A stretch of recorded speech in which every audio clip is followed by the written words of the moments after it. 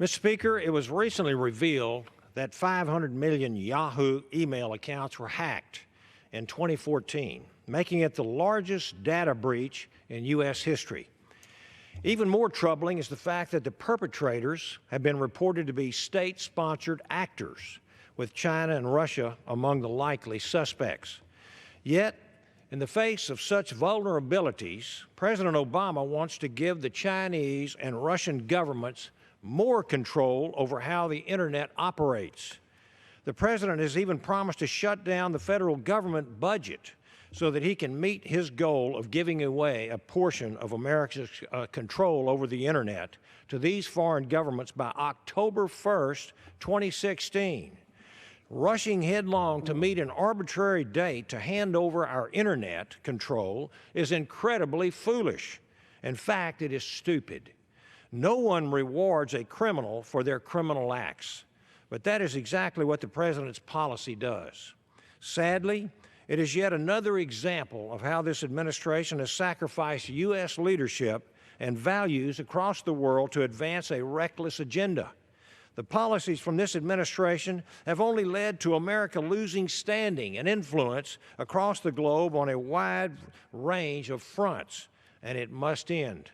Our adversaries have become bolder, taking advantage of the vacuum of leadership created by pulling back U.S. leadership.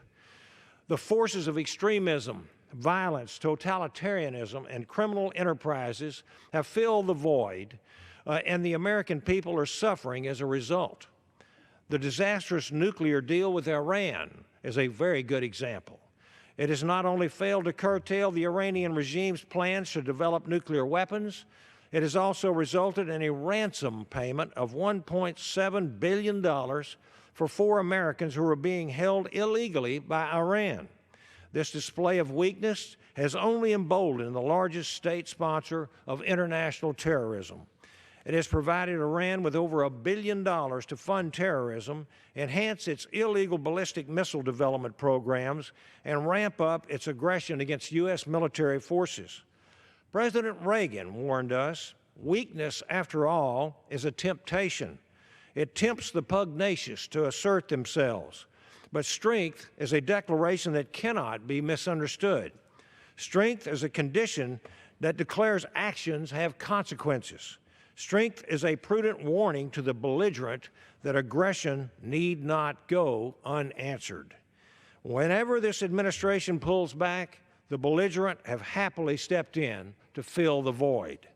And that's why we must reject this latest effort to relinquish U.S. leadership over the Internet. The excessive hacking encouraged by the governments of Russia, China, and others should not